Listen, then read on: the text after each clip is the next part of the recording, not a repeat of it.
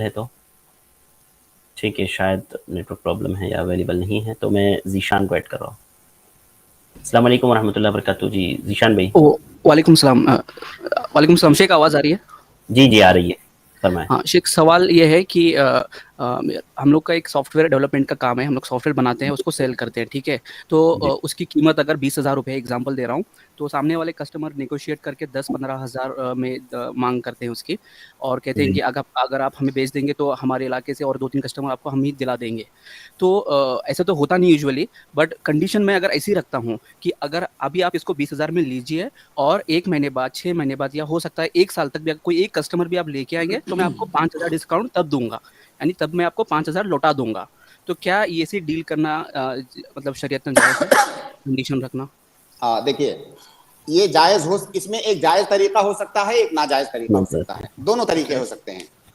اس کا جائز طریقہ یہ ہے کہ آپ جس سے وہ بیچ رہے ہیں اس سے آپ نے 20,000 میں بیچا، اور آپ نے اس کو کہا، ایک آفر دیا کہ جی اگر کل کو آپ میرے پاس ایک کسٹمر لاؤ گے تو، اور وہ کسٹمر آ کے میرے پاس خریداری کرے گا، تو میں آپ کو 5,000 روپے دوں گا وہ کسٹمر لانے کا.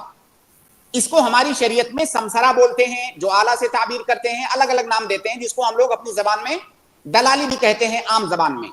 کہ جی آپ کے لیے وہ کسٹمر ڈھونڈ کے لایا، محنت کیا، اس کسٹمر کے ذریعہ سے آپ کی بکری ہوئی، فائدہ ہوا، آپ نے اس کو 5,000 روپیہ دیا. یہ طریقہ صحیح ہے. اس کا پہلے آپ نے جو بیچا ہے 20,000 میں، اس سے کوئی تعلق نہیں ہے. یہ طریقہ جائز ہے، یہ طریقہ بالکل بھی جائز ہے.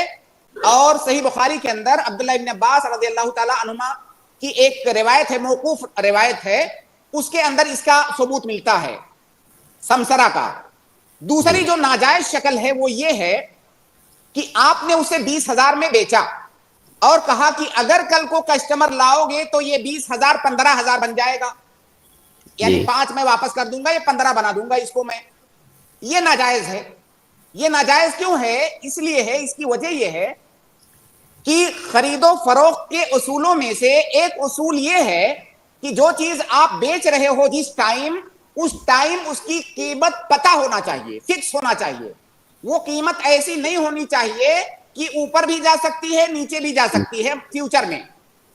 جیسے میں آپ سے کہوں یہ فلاں چیز میں بیچ رہا ہوں، اگر ایسا ہوا تو 10 میں، ایسا ہوا تو 20 میں، اور اب ہمیں پتہ نہیں ہے کہ فیوچر میں وہ 10 ہوگا کہ 20 ہوگا.